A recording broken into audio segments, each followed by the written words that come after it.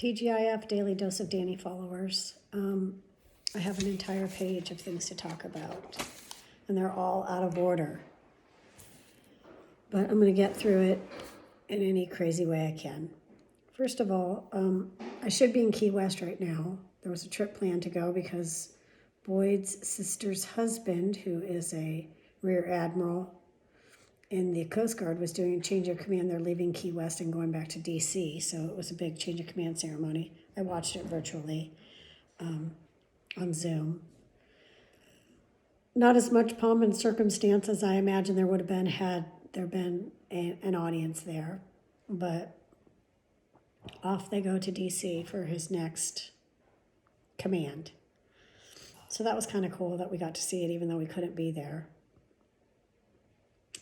There was also a blurb that came across my phone that the House passed the Dreamers Path to Citizenship bill. Now, is it going to go to the Senate, and is it going to pass there, and is that idiot in charge going to sign it? I don't know, but it's step one. Protests are continuing, and they're going to continue until the change that is requested and required and demanded starts to happen. One of the big things about defunding the police that is being broken down and explained is like the overall police budget. So let's pretend the budget is whatever, $3 million. If they started to put the budget in a certain way, like the police are just to protect and serve. So when you call 911, if it's a situation with like domestic violence or child abuse or something, you send a social worker for that, unless it's violent. Unless there's, a gun or something like that. But, you could just call like my husband's scaring me or whatever, or, a child calls and says, I don't feel safe. You can send a social worker for that. So you got to put money from the police budget towards social workers. Same with, you give a phone call, there's a homeless person outside my office right now and, they really need to move. It's impacting my business. Then you have a group of people that just deal with social homeless outreach. So some of the budget goes to hiring and training those people. Then if there's, whether they're homeless or whether they're in the home or whether it's a mother calling about her son or a father calling about her daughter or children calling about their parents, a mental health care advocacy and outreach group that just deals with mental health care calls, and we have to put money towards that. Neighbor disputes, like, my neighbor knocked down my fence or my neighbor cut down the tree that belonged to me. Neighbor disputes. That's not the police's job. And we're asking the police in some communities to do all these things: be a social worker, be homeless outreach, be mental health care providers, take care of neighbor disputes. And when you have police doing these things, they're not able to do the things that they're really hired for, which is to protect and to serve. So if we take some of the police budget and put it towards these, example of 4 areas, that's what defunding the police means. You're putting the money into the neighborhoods and into the services that help make the neighborhoods where our people are living safer, less violent, less prone to needing 911 assistance. So that's part of what that means. Didn't sleep again well last night. My back hurts, but whatever. Then I should cross things off after I go over them. Otherwise, I'm going to get really confused. So I saw that there was a big thing about Lowe's versus Home Depot, and how Lowe's is supporting the Black Lives Matter movement and Home Depot's giving money to the 45's campaign for re-election. So the decision's easy. Go to Lowe's, don't go to Home Depot, period, end of report.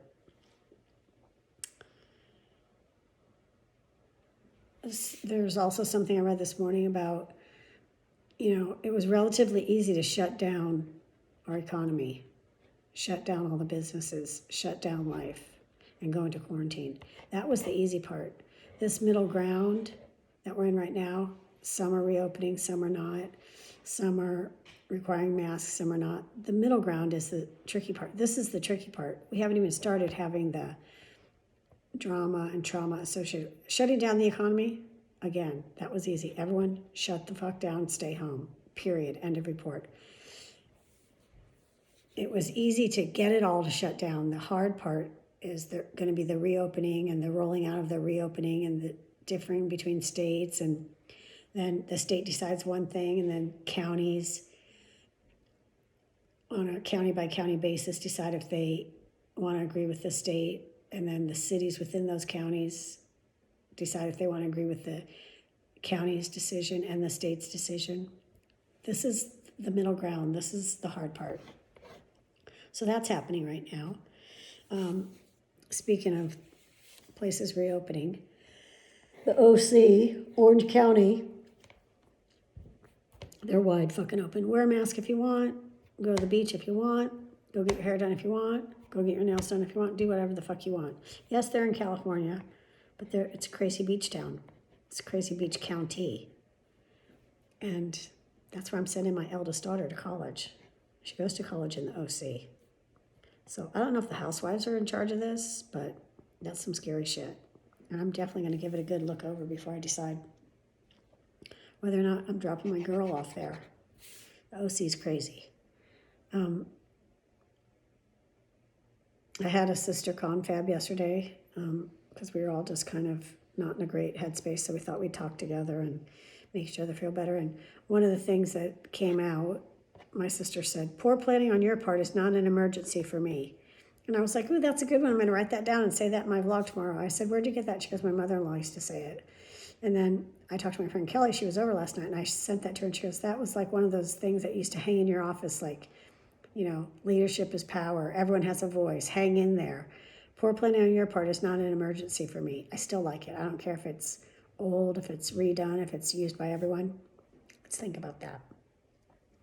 This actually relates to me in so many ways because I have a problem with timeliness. I've been late a lot, and I'll be like, "Oh my gosh, I didn't realize, you know, that it was going to take me 20 minutes to get there," or whatever it was.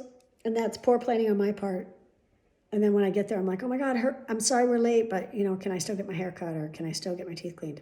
I'm joking. None of these things are happening right now, but it fits that. Poor planning on my part is not an emergency for those people. Whatever, if you like it, repeat it.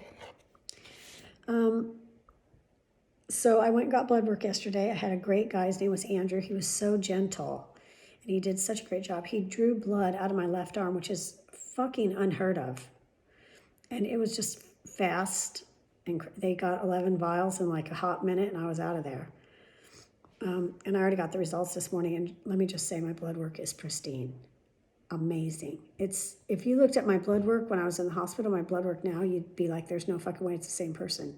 My blood work is outrageously perfect. There's not even anything really out of range. I mean, my doctor, my rheumatologist, first of all, is going to flip his wig. He doesn't wear one, but he's going to go ape shit crazy. My primary care physician is going to be like, wow.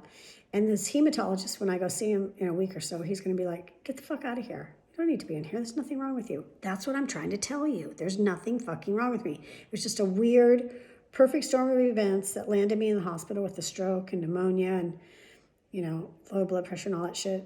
It was a weird wrinkle in time. The normal Danny is healthy. Thank you. So, anyways, I'm trying to send my CT of my chest to Dr. Eichbaum, and it's just become an entirely crazy situation. So I'm going to go pick up the CD my damn self, get it in my hot little hands, and mail it to him myself. I just think it's cleaner that way. So I'm going to pick that up Monday morning at 8 o'clock. Done and done. I've read 11 books since the lockdown, and the current book I'm reading is called Eleanor and Hick. It's about Eleanor Roosevelt and her love relationship with Lorena Hickman. Lorena Hickman. Eleanor Roosevelt was a lesbian. And I mentioned this to my sisters last night, and my one sister said, "Well, wouldn't she really be considered bi since she was married and had children?" So no, she's not bisexual. Her first relationship, her first inclination was lesbian. She did get married and she did have 6 kids or something like that. But she had a relationship with Lorena Hickman for like 30 years. She was in a loving lesbian relationship, even though she was closeted and her husband was president. She is a lesbian, and if she was alive today, I guarantee she'd identify as a lesbian. So I think that I was talking to my husband about this because he has lots of friends that are gay, and that in their closeting days, they either got married and had kids or had relationships with women, to try to pass because that it wasn't socially acceptable. These are older gentlemen that are now living openly gay lives. And they don't consider themselves bisexual because they've had sex with women. They consider themselves gay. They've always been gay. And I think Eleanor Roosevelt would not consider herself bisexual. She was a lesbian who, lived the kind of life where that was not acceptable. Obviously, in the 20s and 30s, that was 100% not acceptable. And she was pushed into being a debutante and, marrying this powerful man. And she had all of her own ideas, and she was very independent. And her being a lesbian was never front page news, which is so strange because this book, this relationship was intense, and there was like some whispering, but anyways, she's not bisexual. She's a lesbian who was closeted and lived a life as a mother, married to a man for many years. So anyways, it's a really good book. It's called Eleanor and Hick. It's a good one. There's something about that I read today, I think it was New York Times, I'm not sure, about Nordic prisons and how they just put American prisons to shame. And their whole basis for creation of prisons are for rehabilitation. So they're not trying to suppress and warehouse criminals. They're trying to rehabilitate them so they can get back out and live productive lives. And a lot can be learned from this. And this is another place where racism is so prevalent, is in the American prison system. And lots of documentaries out right now about warehousing of Black Americans in the prison system, many times innocent Black Americans in the prison system, and how it's just the brutality and the suppression that they suffered under and are still suffering under, and how if we're defunding the police and changing what they're responsible for, how we can reform the prison system. And I think it's really important. That could be my area where I'm going to focus. I'm not sure. Like I said, I'm still trying to find my niche. So I have so many questions about our current president. I'm wearing my shirt today. 8645, let's get the fucker out. And I just wonder how anyone can support him. I just wonder what the thought process is that has you supporting this person who is so tone deaf and so outwardly racist and so misogynistic and so just vile and despicable. He's going to have his first campaign rally in person, with crowds and all that. And he scheduled it for Juneteenth, which is June 19th, which is a very important day for African Americans. It's a day that slavery became illegal, that they were, the slaves were freed. He's having it in Tulsa, Oklahoma, which is the site of a huge thing that happened against Black people. So he's just so tone deaf, and he's just so vile and so despicable. And I just don't understand how anyone can support him. I really don't. Even if your support is because he helped you on your taxes, like you didn't pay as much taxes, that's not a good enough reason. I'm sorry. That's just about you. And we live in a democracy where we need to care about everyone. We just do. and your benefit to everyone else's detriment is not a good enough reason. It's just not. It makes you really small, and it makes you really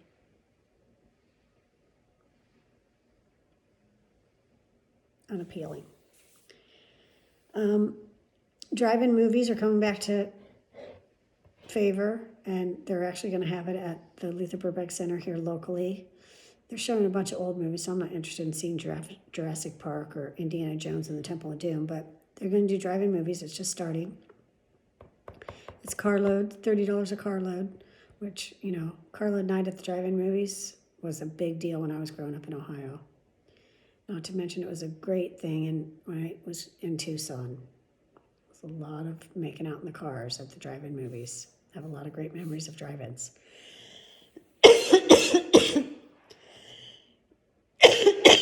So that may be coming to a locality near you, and that's exciting.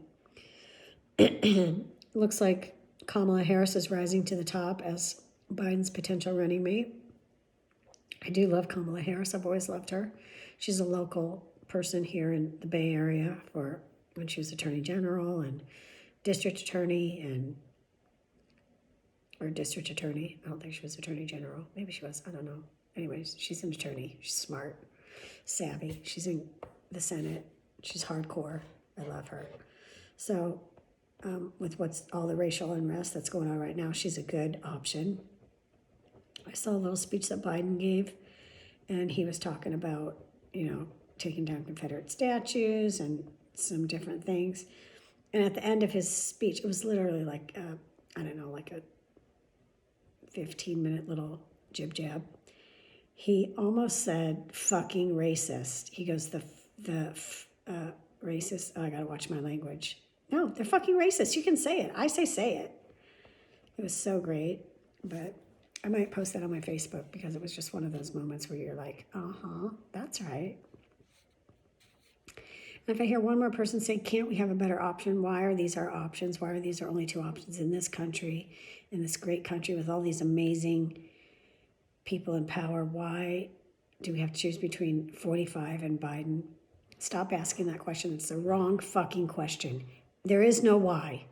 That's what you got. This is what you have. You have Biden versus the incumbent. Those are your choices. You don't get to ask why are they our only choices. They are the choices. Put your sights on 2024 if you want to come up with a better option. But right now, that's who we got. So you're choosing between those two. And if there's any fucking way on God's green earth that you can justify voting for the incumbent, we're not friends. That's all there is to it. We just are not friends.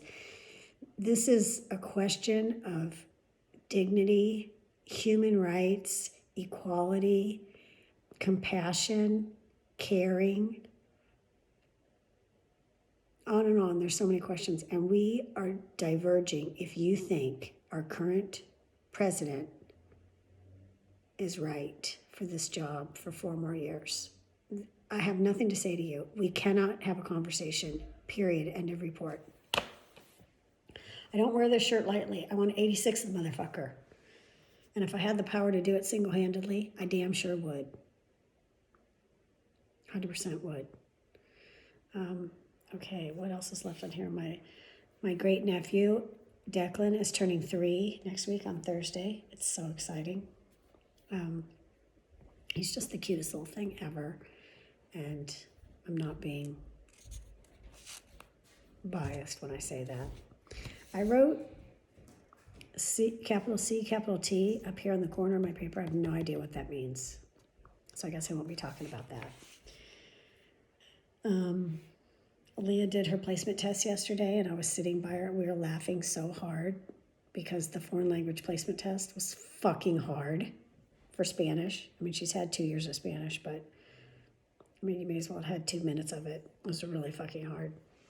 And I've had 4 years of Spanish, and I still looked at some, and you know, you don't want to cheat because like she said, what the fuck, I'll get placed in some kind of hard Spanish class. I go, it doesn't matter. You're going to walk into Spanish 101, first day of college, and there'll be no English. Your teacher will speak complete Spanish, and you're going to be fucked. So we looked through the U of A. Did I already say this yesterday? I might have. We looked through the U of A courses that are available, And they do offer ASL as a foreign language, American Sign Language, and both my daughters went to elementary school that was immersion school for deaf and hard of hearing, so they both learned sign language. So I told Leah, you're not going to take Spanish anyways, you're going to take ASL. The class is offered, it's available, she can take it, and she's going to just soar in that. I did see that the ASL signing for Black Lives Matter is a super complicated bit of signs, and I'm going to try to look that up, what that is, and post that on my Facebook page too. TGIF, it's Friday. I have to record some videos today for some people. And I got a grad announcement back. Leah wanted me to send grad announcement to all her coaches. I got one back. That was supposed to go to her one of her favorite soccer coaches ever, Alan Finney. Apparently I do not have his current address. His old address is not his current address. I don't know where he lives. I'm this close to just sending it to my Tiffany Tanju in Maui because she didn't get an announcement because I ran out. I never got to the T's in the alphabet. Unless someone can shoot me Alan Finney's address, it's going to Tiff. So there's that and that's that. Unless there's other Cardinal Newman students from the class of 20 who bought the school announcements and they have extras. Because I actually have like 6 or 7 people that I really wanted to send them to, but Leah wanted me to send announcements to all her friends. If anybody has any extras, I'll take them from you. I'll buy them from you. Whatever. I'll come pick them up. I'll do all that. Let me know if you have any school-issued class of 2020 announcements. Or if you know Ellen Finney's current address. Otherwise, Tiff, you're going to get one. And I really felt so horrible that you didn't get one. But that's how that went down. We ran out. Okay. I went 21 minutes. I've lost my mind. I have window washers here today. I have gardener was here this morning. I have electrician coming to fix our fans. All of our ceiling fans go tick, tick, tick, tick, tick. You know that sound that fans make. And my husband's like going crazy over it. So we're going to see if they're off balance or what's up with them or if they just need to be pulled down. God, I pray to God it's not that because the fans are freaking huge. So, all right, it's a gloomy day. I was going to swim today for my day 11, or day 12, I mean, of 30 days and 30 minutes. Let's see what Knowing God for Girls says for the 12th. I bet it's a good one. Let's see if I can find the page. Sorry, I'm struggling reading the pages. Okay, day 12 is Knowing God by Trusting Him. There's a saying that kids repeat when they make a solemn promise to someone. They say, cross my heart and hope to die. That means their promise is absolute truth and will not be broken. When you say you're going to do something, do people know that they can absolutely, without a doubt, count on you to do it? Not our politicians. Can you be totally trusted to follow through? If so, that's great.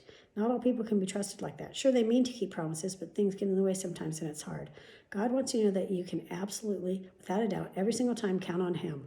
When God says He would do something, it's the law. That's a good one. So, if nothing else, we're going to get through this book together.